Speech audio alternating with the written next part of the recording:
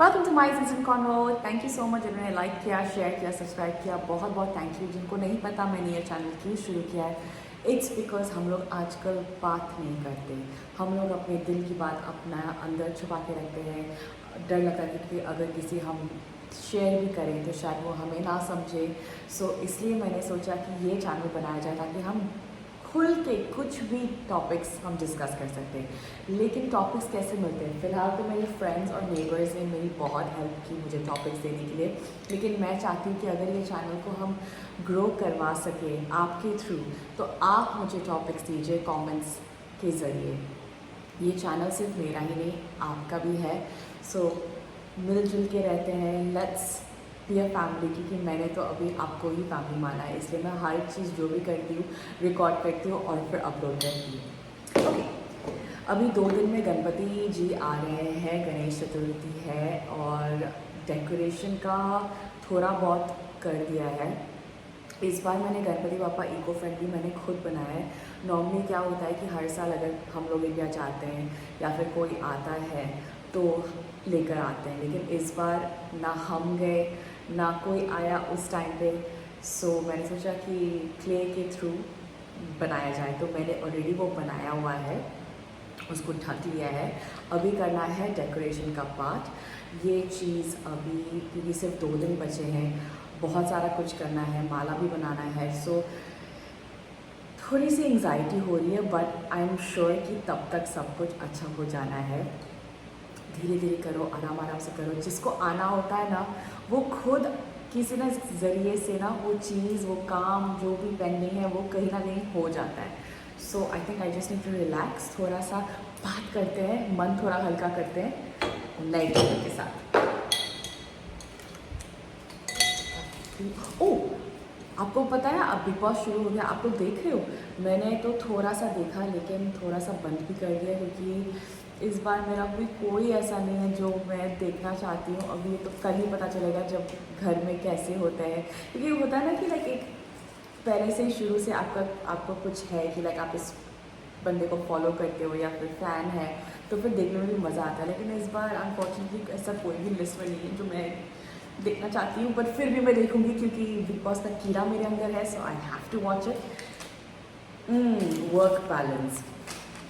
Work balance is very important. हम कैसे अपना काम, अब मैं भी एक मॉम हूँ, अपने बच्चों के लिए जो ड्यूटीज़ होती हैं उनको एवरीडे सुबह से लेकर जो ब्रेकफास्ट बनाना पड़ता है, घर का काम करना पड़ता है, फिर उसके बाद अपना भी जो बिज़नेस है उसको भी देखना पड़ता है। हमारा रेस्टोरेंट है यहाँ पे। So how do you keep that balance? बहुत स्ट्रेस होता है। मुझे याद है शुरू में जब मैं नई मॉम बनी थी, जब बच्चे बहुत छोटे छोटे थे, तो कोई हेल्प नहीं है। जब आप इंडिया में होते हैं ना, बोलते हैं कि बच्चा पल जाता है, सच में पल जाता है। यहाँ पे जब आप अब्रॉड में रहते हैं, अपनों के लिए भी काफ़ी टाइम निकालना भी बहुत मुश्किल हो जाता है, बिकॉज़ आप अपने वर्क में इतने खोए हुए होते हो, आप 12 घंटे काम करते हो, तो काफ़ी कुछ सीखना पड़ता है। एंड वो ना एक बॉडी का एक जो एक दर्द होता है अलग से होता है।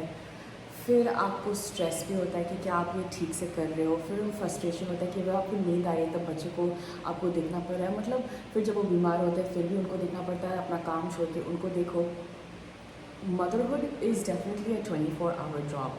ये जो एडिशनल जो चीज़ें होती हैं ना, वो सिर्फ आपको थोड़ा सा लाइफ में सिखा देता है कि आपको आगे प्रैक्टिकल ज़िंदगी में कैसे रहना है, चाहे वो अपने काम के ज़रिए हो। आप अगर काम भी कर रहे हो तो कहीं ना कहीं आप कुछ सीख रहे हैं।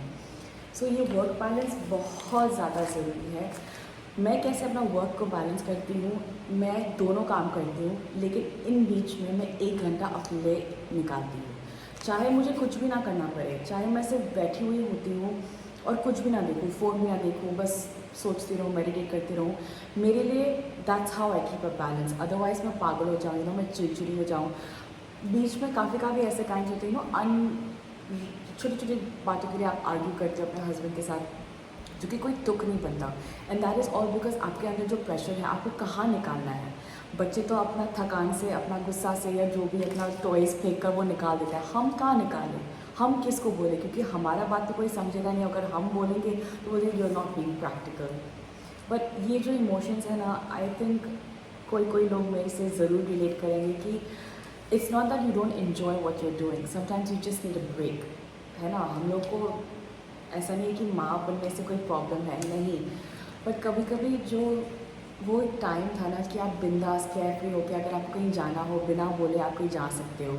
अभी 10 बार सोचना पड़ता है कि अगर मैं कहीं जाती हूँ तो फिर बच्चों को कौन देखेगा, अगर मैं कहीं जाती हूँ बच्चों को बीमार तो ना हो जाए, मतलब बैक इन द हेड आपका हमेशा दिमाग चल रहा है। हाँ, अगर आपके पास आसपास के आपके फैमिली मेम्बर्स है या आपके पास हेल्प है फिर तो आप कहीं पे भी जाओ, कोई दिक्कत नहीं।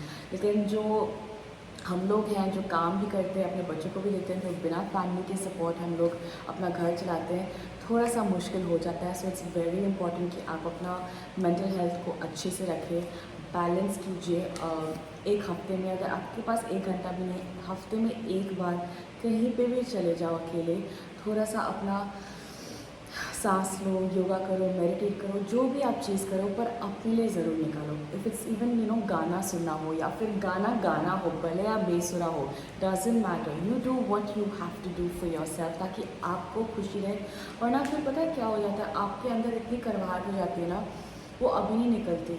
जब आपकी एज और बढ़ती जाएगी ना, फिर आप कोसते रहते हो कि ये क्यों हुआ, ये क्या, ये इसकी वजह से हुआ, उसकी वजह से। निकलता है ये चीज़ें, हम चाहे कितना भी प्रिकॉशंस ले, होता है, and we humans, it's natural. So yeah I think it's very important कि अपना वर्क को और अपने लाइफ को, अपने हेल्थ को, सारा चीज़ अच्छे से बैलेंस करना बहुत ज़रूरी है। अगर आपको नहीं आता हो, लिख लो डायरी में, प्लान इट आउट। जर्नलिंग जिसको हम बोलते हैं कि लिखने से अगर हमारा दिल, हम लोग स्कूल में क्या करते थे, लिखते थे, ख़त्म हो गया बात, दूसरे दिन भूल गए। That's what you need to do, write it down. जो भी आप फील कर रहे हो निकाल दो, और फिर देखना आप सच में एक हेल्थियर लाइफ भी जियोगे, अपने फैमिली को भी संभालोगे, अपने काम में इतने सक्सेसफुल रहोगे, और बाकी सब चीज़ें तो वैसे भी अच्छी है। So thank you so much जिन्होंने लाइक किया, शेयर किया और सब्सक्राइब किया। आपको पता है आपको क्या करना है, आपको मुझे टॉपिक्स देना है, क्योंकि ये तो अभी थोड़ा सा खाली हो रहा है एंड फिर मुझे और लोगों को ढूंढना पड़ेगा कि मुझे टॉपिक्स दो। सो प्लीज़ अगर आप इस वीडियो को पसंद करते हो तो प्लीज़ मेरे साथ इंटरेक्ट कीजिए। Thank you for watching.